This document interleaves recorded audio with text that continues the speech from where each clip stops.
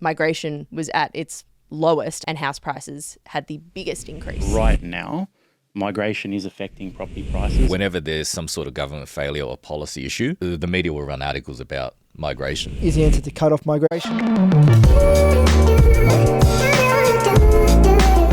Welcome back to Property Now, where we are on a mission to make you the property pro in your group chat. Today, me and the guys tackle the subject of migration and its role on impacting house prices in Australia.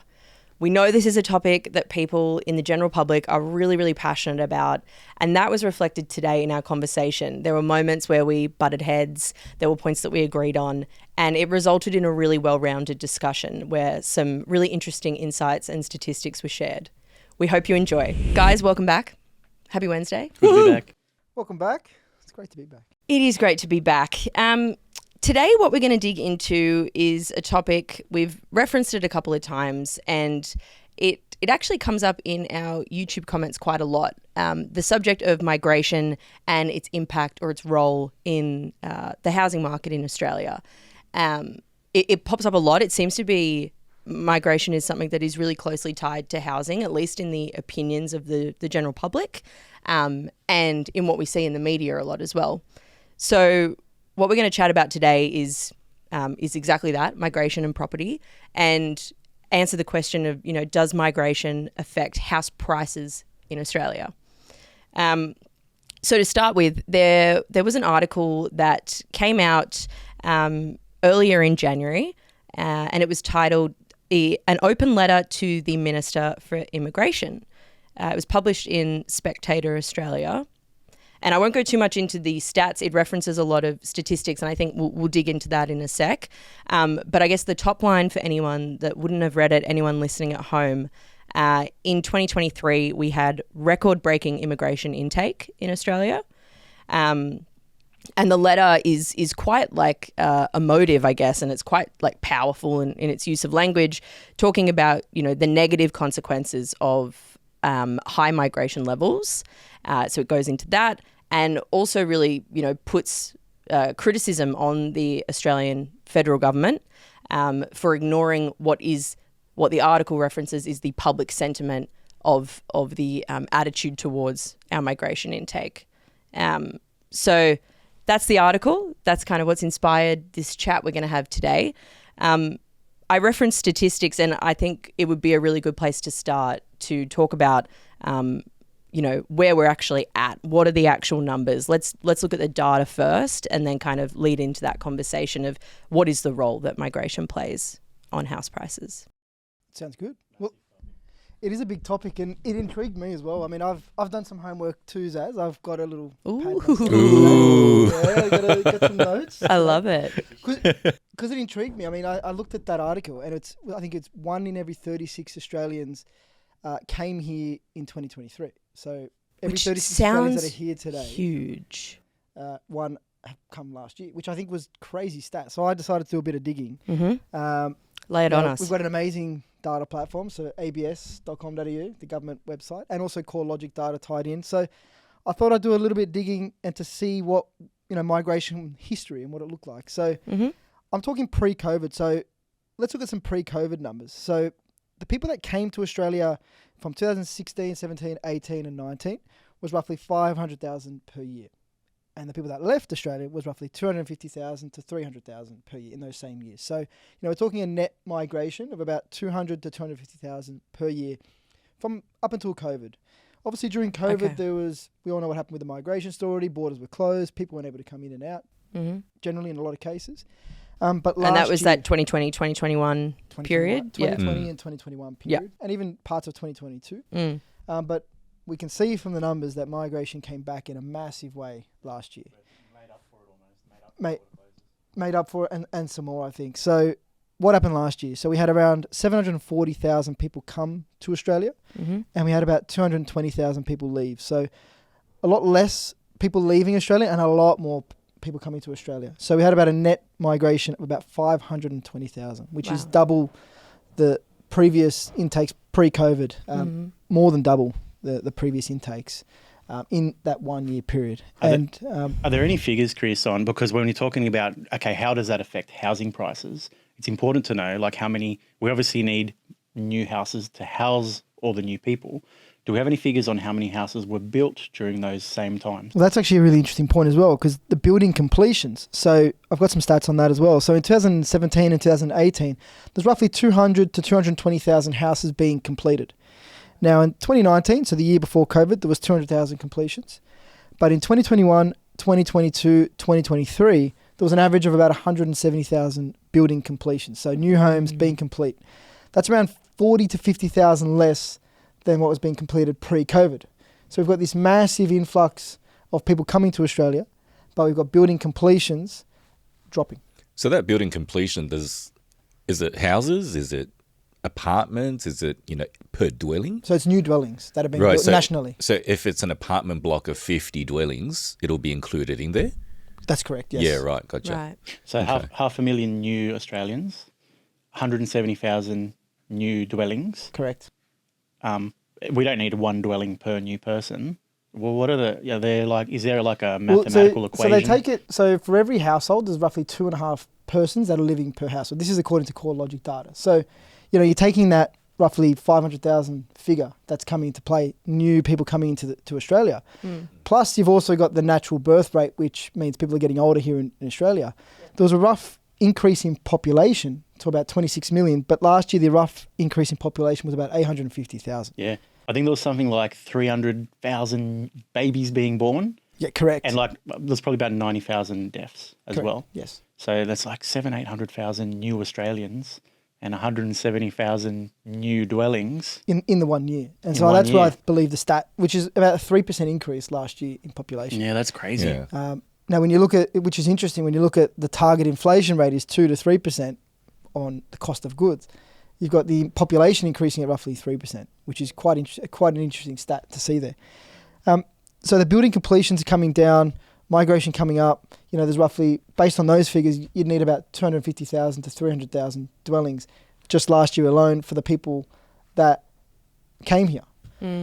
So it's a really interesting part. And I wanted to start with those stats to really set the foundations for today and to really dig into, does migration really affect housing prices in Australia? Yeah, right. So those figures are interesting because you said that there's about 500,000 of new migrants, but because of COVID, and as you just mentioned as well, that 2020, 2021, there wasn't any migration, but normally on average is 250,000 per year. Yeah. So it seems like that the migration numbers this year reflects the migration that didn't happen. Yeah, caught up. Caught up over the 2 years of COVID. In 2020, 2021, we had a net loss of around 85,000 people. Yeah, right.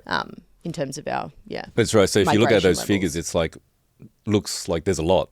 But if you factor in the fact that during the 2 years of COVID, there wasn't any migration and now and that there was a net loss. If you average it out, does that mean it's still about the same at 250,000? If you average it out, it probably comes in close. But Close. the problem is there was still migration happening during COVID years, but there was no one leaving. So there were still people coming in, but no one leaving at all. But I think, if we continue on that current trajectory of migration numbers that we had last year in 2023 for 2024 and beyond, it's setting things up for, I think it's a great to open the discussion about, does this really affect property prices? Because I think it's going to create, in my opinion, it's going to definitely create some pressure if we can't get building approvals and building completions rather happening. I can't see these numbers increasing in terms of building completions because building starts haven't increased as well. So we've got this problem where there's no new stock or new supply coming in, or the volume of stock that we need coming in to house the migration levels and the new population that's happening here. And that's, to me, that's reflected by, again, some other stats that the rental components, rent went up roughly 7 to 8% last year. Property prices went up 8-9% last year, which that's nationally. I think there's some locations that would have went up far greater than that. And less as well. That's what average, But it'd be really interesting to see, how this affects the rental side of things and the migration coming in, how that actually affects the supply side of things as well. Oh, I was just going to say, I'm interested, these stats on migration, all these people that are coming in, do we think that though that those people, obviously they need somewhere to live, but are they necessarily competing for purchasing houses? Like if we're talking about house prices, is this group of people, this pool of people, competing for actually house prices, or is it more rental stock that they'd be competing for? Because I suppose that's kind of, where are they living? What are their buying habits in Australia? Are they purchasing or are they renting predominantly? Yeah, so that's a really good point, because a lot of the numbers in migration are from students. So from what I understand, typically a lot of the students have accommodation and they share accommodation. So talking about the 2.5 people in average per property or dwelling, for students it might be 4 or 5, especially with how much rent is. So it's interesting to understand. I wonder how many of the numbers are actually students. How many of them are, for example, experienced professionals who are bringing money from overseas, from wherever they're coming from, and actually coming in and buying a property, day one. Because different types of migrants with different backgrounds will have different behaviours. Some will come and start renting for the first couple of years, trying to save up, and then buy a property. Some might just come and buy a property right away. There's so many factors. ABS data, I had a little look as well, Chris. I don't have the iPad in front of me. No, it's all good. It's all good. But so it's common. A common, I guess, thought is that people are coming and they're renting at first. The actual ABS figures are that 60% of migrants are renting for at least the first 5 years before they eventually buy. These are the long-term migrants, right? Not the short-term stays. So 60% of them are renting, the other 40% are buying. So people are buying. But just because 60% are renting, someone needs to buy that house. So that's where the investors, Australian investors, come into play, right? So someone needs to buy that house. So the market, someone needs to buy a house that someone is living in. So whether the migrants are buying it or not, someone has bought it. So it does create that sort of supply-demand pressure. Yeah, that makes sense. I think looking at the numbers that Chris is talking about, there's no doubt that right now migration is affecting property prices and driving property prices up. And it's probably and it's because of that supply-demand pressure. Now, obviously, there's plenty of factors at play when you're looking at, will prices go up? Will they go down? Have they gone up? Have they gone down, right? But fundamentally at the moment, you look at the market as it stands, right? Cash rate is high. Like we've seen interest rates rise. We're seeing inflation grow. So all these factors that would normally mean that there's pressure on house prices, everyone's going, why are prices still going up when we've got these things at play, these monetary and economic factors at play? The reason it's going up is because of that supply-demand issue. So we've got 800,000 new Australians, whether they're migrants or whether they're birth rates or whatever, 800,000 new people and 170,000 new dwellings. So we actually need about 280,000 new dwellings to house all the new people that we have. So when there's greater demand, as we know, greater demand than supply, prices go up. Now, they haven't gone up astronomically like we saw during COVID, and there were other factors at play during COVID times as well. But at the moment, housing supply demand driven by migration is probably the only factor, I believe, that is keeping prices on average going up. Well, it's really interesting because I think the expectation last year as rates were coming up was that property was going to come down. And that didn't happen at all.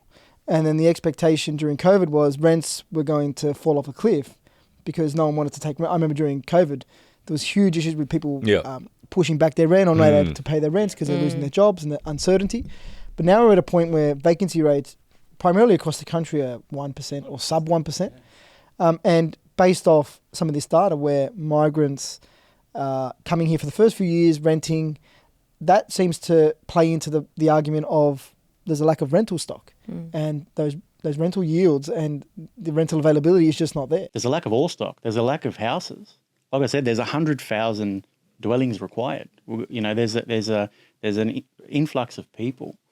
So it's definitely having an effect right now, I would say. And I don't think there's going to be any relief in the short term.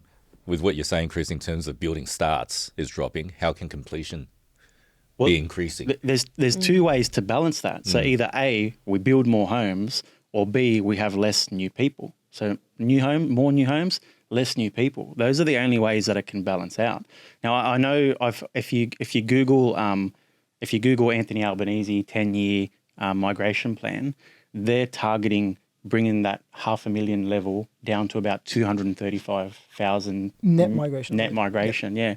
So, and that's obviously the figure that we need for those two aspects to balance out: construction versus new people, which is really interesting. And I guess that's what a lot of Australians, as you alluded to at the start, Zaz, that's what a lot of Australians are saying. I'd like to think, it's not a racial thing, right? But we need to look after the people that are here, right? Now, fundamentally, I'm for larger Australia. I want to see more people. I want to see more people coming to this country, enjoying it's the lucky country. It's one of the best countries in the world. I think it is the best country. It is the best. You know what? Clip it, Peach. It's the best country in the world. So we want more people to enjoy this. So we need, and we've said this before, we need bigger regional centres. We need greater infrastructure. I want to see a larger Australian population, right? But at the moment, we need to house them. So if we can't house them, it's unfair to new Australians. It's unfair to current Australians if we can't house them. Total tangent, but that's what I believe. But do we think that we need to slow down migration, or we just need to speed up building starts and construction? Like, is because I want to think about the flow-on effects of, if we've sort of agreed, well, I think we've agreed that the reason why migration levels have been really high is really just a leveling out following COVID. It's increasing. I think that Chrissy was saying, like, it is growing that rate. Yes. But the number looks so big because, in COVID, it was fairly non-existent. The numbers were very, very small. So do we think that, like, slowing that down, is that a short-term fix? Like, yeah, it'll fix it in the short term because we'll have less people to house. But what's that going to do to our society? What's that going to do to our workforce? What's that going to do to our aging population if we say, no, students can't come in, or, international, if we stop or slow down migration, what's going to happen? It's a bit of both, right? Because we need more houses. We need probably a bit less people at the moment. And like I said, I am a product of the post-World War II I think migrants, right? A lot of us are. A lot of us are, right? So, and these people, like our grandparents, built this country. They made it the best country in the world, right? So I want to see that continue. I want to see the next group of new Australians shape the future of this country, right? Now, if you stop the boats and if you said zero migration, right? And we built the same amount of houses, we'd have more. Did you say stop the boats? Sorry, mate. Did you say stop the boats? I'm saying it's a term that everyone understands. Right? Yeah. I'm not saying we should. Right? Right? But if we had zero migration, talking about his nonna. My nonna was on a boat. Old school. 3 months on a boat. It was actually 3 months. I think it was 3 months. But there is planes. And it wasn't like an amazing we have planes, crew. yeah. We have planes. You can fly. Stop the planes. No. But so if we had zero migration and we built the same amount of houses that we're currently building, then we would have more homes than required, right? But would that affect house prices? It would bring prices down, right? But what it will affect is there's knock-on effects. There's always a knock-on effect because if prices are coming down, developers aren't building. So we're not going to actually build the amount of house. We're always going to build less. So the answer is both. We need more houses, a bit less people. We need that to even out somehow. In the short term, you reckon? In the short term, it needs to even out. To kind of help us level things out. But even the long term, we always need to be planned. Shouldn't we be able to house the new people coming here? 100%. Well, look, at the end of the day, so in December, the government announced a migration strategy. And before I go to that, I mean, I agree with what you're saying. I also agree on the big Australia view, and increasing population is very important. Yep. At the end of the day, my father was the same. He came from a war-torn region in the 60s or 70s, came from that location and wanted to come here for a better life. Yeah. With what's going on around in the world, the different geopolitical pressures, I mean, we absolutely are the lucky country. And I think lucky in many different ways, not just because of our beautiful beaches and amazing weather, but we've got mineral-rich country and we've got an amazing place to live. We're one of the only locations that have made multiculturalism work. With so many different cultures here actually work. Yeah, that's a good point. So, and we've all been places and we come back here and this is still the best country in the world. Australia is the best country in the world. So we have the best food, right? Because it's so multicultural. We've got every different Get type it of all? food, right? We love our food here. So, but that strategy is, we need to have a strategy, right? So the answer isn't cut migration. That's not the answer. But the answer also isn't have 1 million people a year come in for migration currently. Maybe in 100 years' time, that's the case. But, what they announced was, they're looking to bring migration back to pre-COVID levels, which is that 200 to 250. They won't commit to a number, funnily enough. But there's no numbers. Man, no numbers. Classic. They won't commit to a number, but they want to go to pre-COVID levels. So Right. I would assume, based off the numbers that we've They got. want to slow it down. Correct. 200 to 250 net migration a year. So total people coming in minus total people going out. There's 2 to 250,000 people coming to Australia. So sorry, I'm just thinking that's interesting though, because that could mean that rather than not letting as many people in, they're making people leave as well. Like, if it's that net migration level. I think they're just kind of bringing less thinking in. how There's always a pretty steady rate of people leaving. Yeah, okay. Again, not taking into account COVID years, but it's about controlling the people coming in. And again, with what's happening around the world, I can't blame people, or you can't Wanting sort to of be shoot here. people down for actually wanting to be Yeah. in the best country in the world. So that's one point. But it's aimed at evidence-based, from industry giving evidence-based information that there is a shortage of workers in that particular industry. And that's done with union, business and government to demonstrate that there's a shortfall in available workers in that particular industry. Therefore, there needs to be more skilled workers being brought in for that particular industry. I know the ministers mentioned cybersecurity as a big, where they need to skill up massively in the cybersecurity side of things. So they're looking at bringing skilled workers in who specialise in the cybersecurity side of things. So that's one area, as an example. But then you've got people that need to build these houses, and we talk about these aspirational targets of 1 million new homes, which is just what they normally build. Plus, then it went to 1.2 new homes. I mean, we know from what we do that there is a shortage of skilled labour in the construction sector. Doesn't that mean we're going to be looking for tradies coming over? Well, Or are they they've not? specifically actually talked about labourers, and they want apprenticeships and skilled work to be developed here first, and then there's going to have to be a demonstration that there's not enough labour to be developed here first. So they want to prioritise Australians here first, which is a good thing, but we already know that there's a shortfall. So I'm interested to see the detail on that and how that comes out. If you're enjoying what you're hearing so far, then head on over to the comments section. You can check us out on Instagram, YouTube, TikTok. We are literally everywhere. Let us know your thoughts, because we would love to hear your opinion on this subject.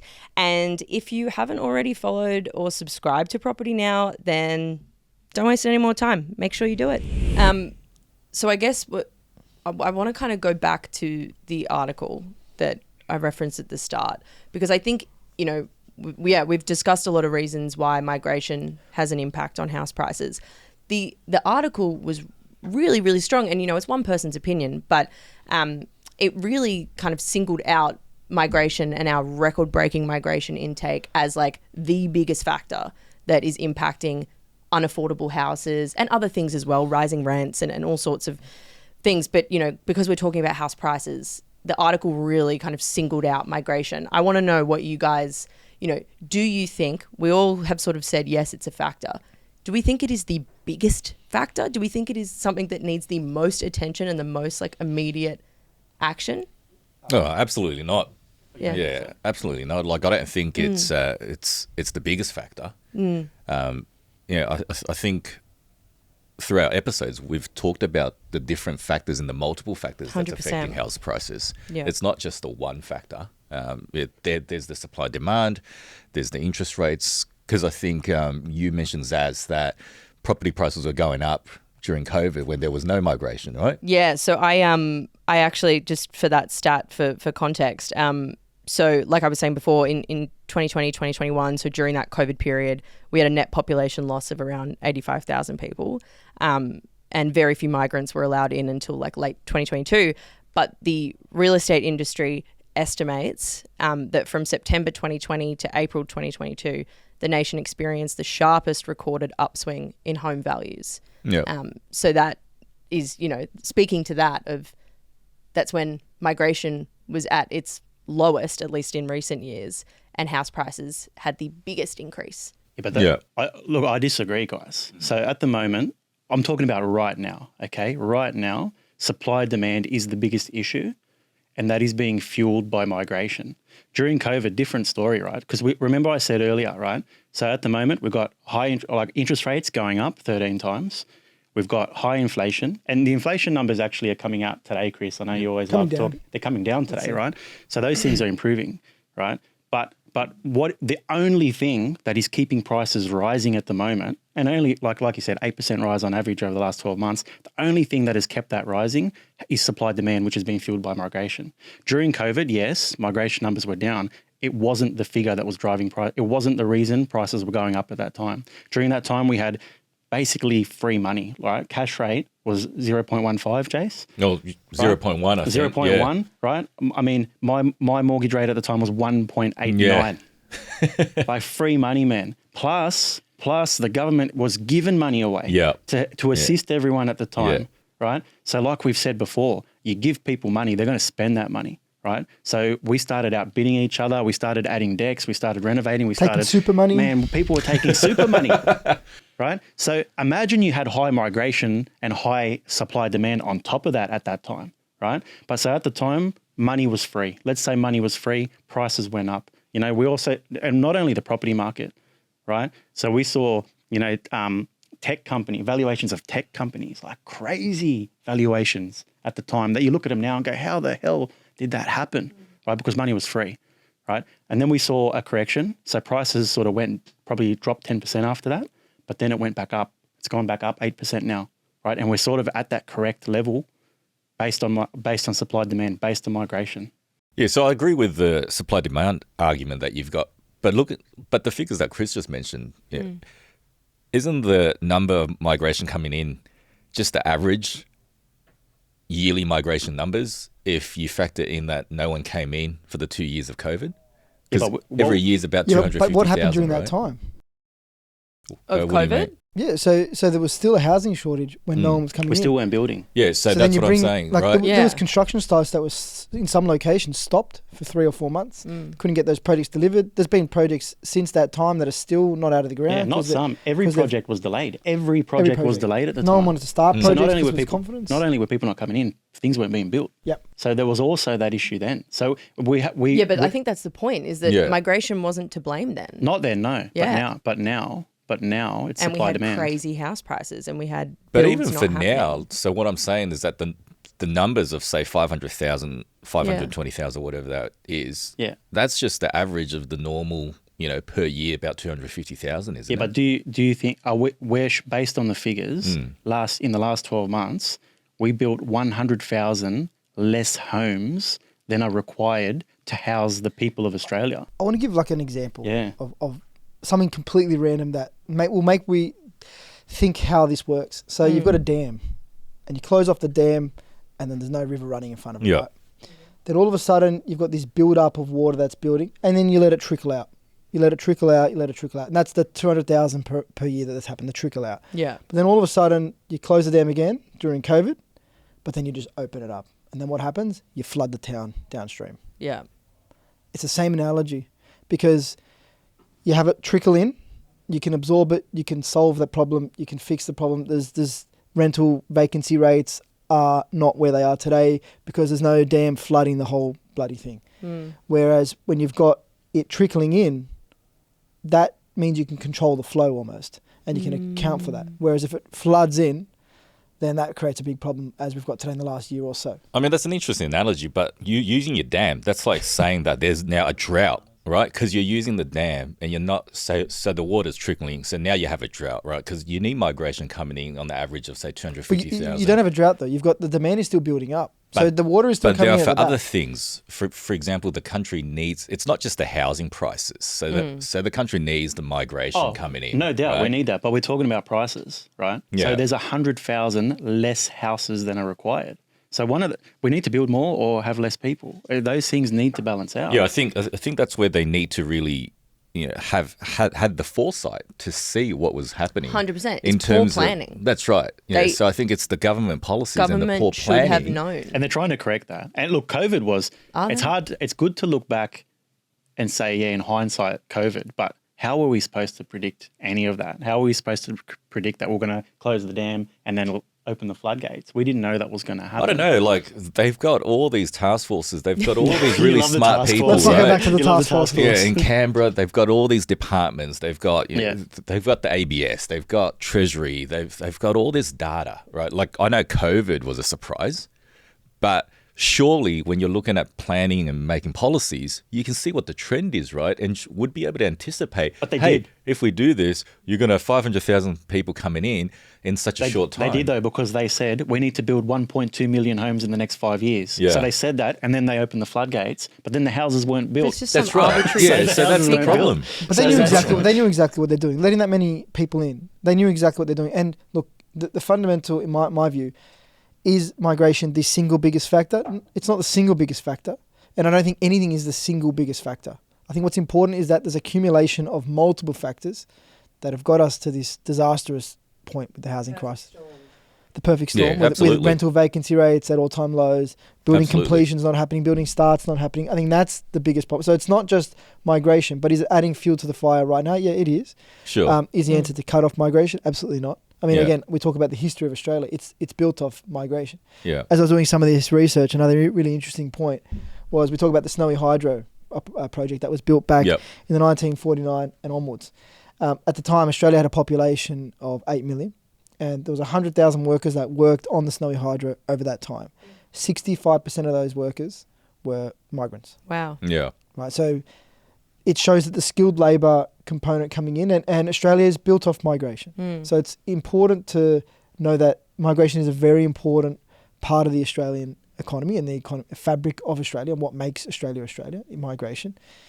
So the answer isn't to cut it off, but the answer is to bring it back to levels that can be absorbed and managed, and ultimately house the people here first, and then we house the people that are coming. I think that's the most important. That's right. 1,000%. And migration is always an easy target.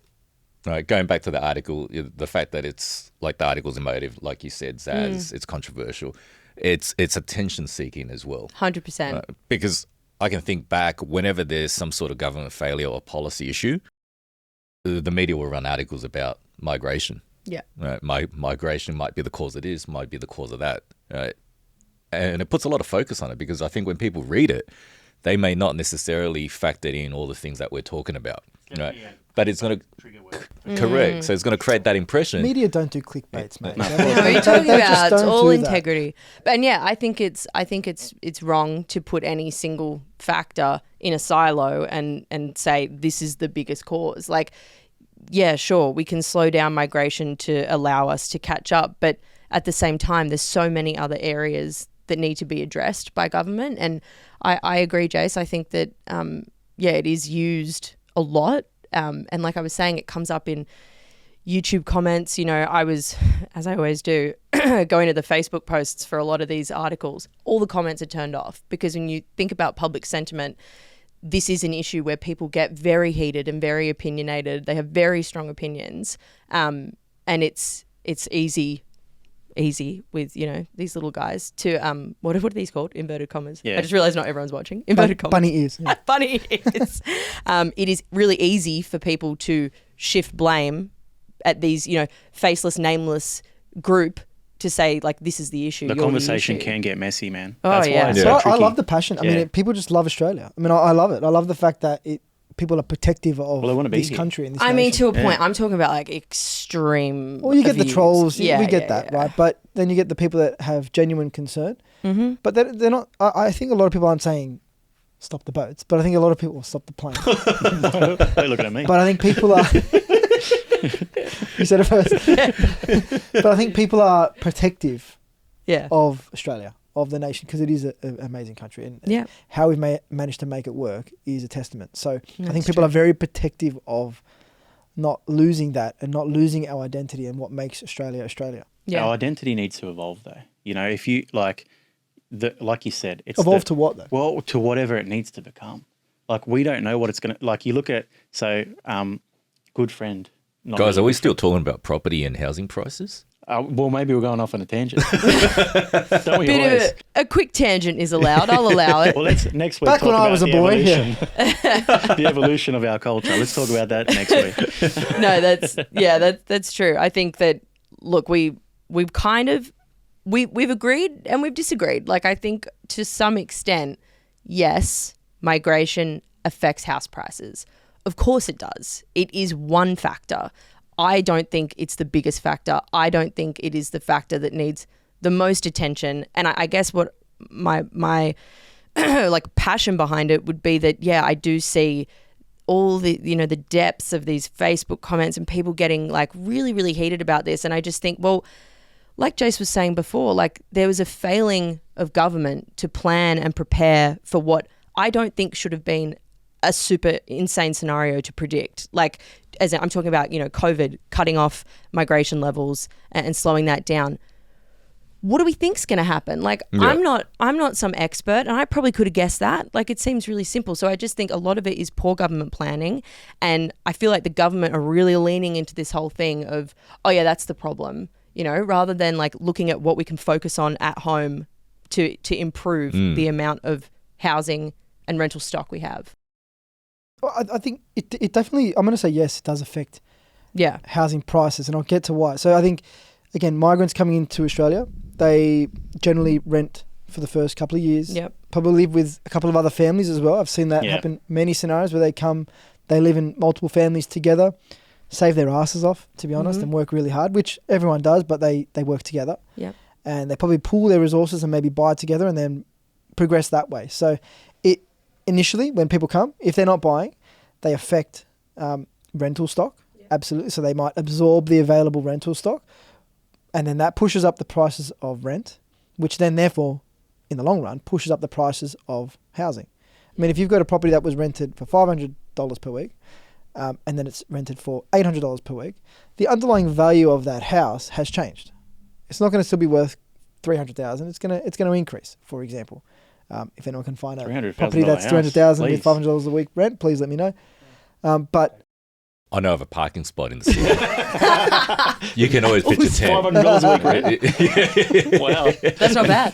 Not surprised. In this economy. That's a bargain. So I think to the question, does it affect housing prices? Yes. Yeah. It absolutely affects No doubt. housing prices. Is it the single factor affecting housing prices? No. Of course not. No. That's my sort of conclusion as to Totally agree. where I go with it. Yeah. Totally agree. Look, for me, it's supply demand, Yeah. but it does play a major part in the demand side of that. So it's a big topic at the moment for good reason. But what I also find interesting is I look a little bit deeper into the numbers. So it's not just 500,000 came and that's it. Where did they come from? Yeah. What were their ages? The average age of an Australian at the moment, so with that 26 million population, the average age of an Australian at the moment is 39. Now, oh wait, no, not me yet. So where did they come relate. from? So of the 700,000 that came to Australia, so the actual migration number, 50% came from India, and the balance from China, Philippines, UK, and then some other nations. So we've got 50% coming from India. Then there's another really interesting, I suppose, image that we've seen around the world, or that's coming out a lot now, is the millionaires map. So where millionaires are migrating from. So we've seen that the most millionaires. So where do you think the most millionaires are coming to globally? Oh, well, if I was to guess, Chris, I'd say Australia. He's cheating. He knew that. It's like we've done this. Yeah. So the most millionaires are migrating from overseas to Australia. How many? And then the most amount of millionaires leaving countries are from China and India.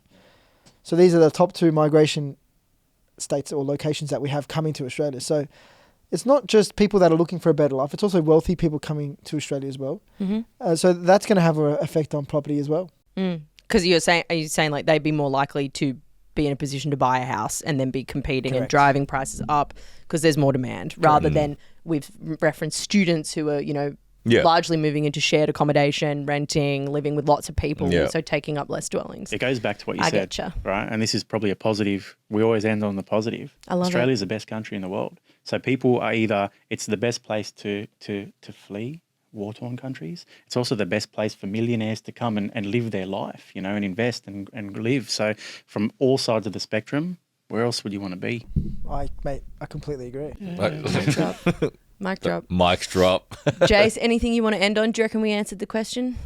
I think so. I think so too. Yeah, look, I think we've given clarity that whenever you're reading something about migration affecting property prices, you really got to read it with a grain of salt and not Definitely. totally be convinced that this is the singular issue that's affecting house prices.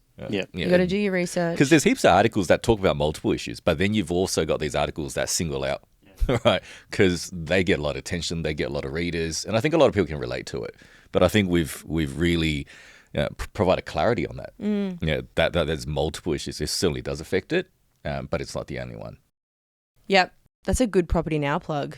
Do your research, read the headlines, listen to Property Now, because we cover it from all sides. Well, I'd love to hear what people think about this, because I know it's, everyone is very protective of Australia as a nation, as they should be. So I really want to hear what everyone's got to say about this. If I know our audience, I reckon we're going to get some comments on this one, and we would love to hear them, love to read them. So we encourage it. Disclaimer to that. So a lot of people, you said it, Zaz, a lot of when talking about things like this on social media, comments are turned off. Yeah. So please encourage our listeners to We're not going to turn our comments off. we're not going to turn it off, but we also believe in be free respectful. speech. but let's be respectful Be with this respectful, conversation. safe place. It deserves to Share your opinion. Exactly. So let's encourage it, but let's encourage the right kind of comments. 100%. Yeah. Love it. Cool. Thank you, guys. Thanks, See you next Az. week. Till next week. The Property Now podcast offers opinions on Australian property news for informational and entertainment purposes only, and they are general in nature. It does not take into account your objectives, financial situation, or needs. It does not constitute professional advice. Always seek expert guidance before making any property-related decisions.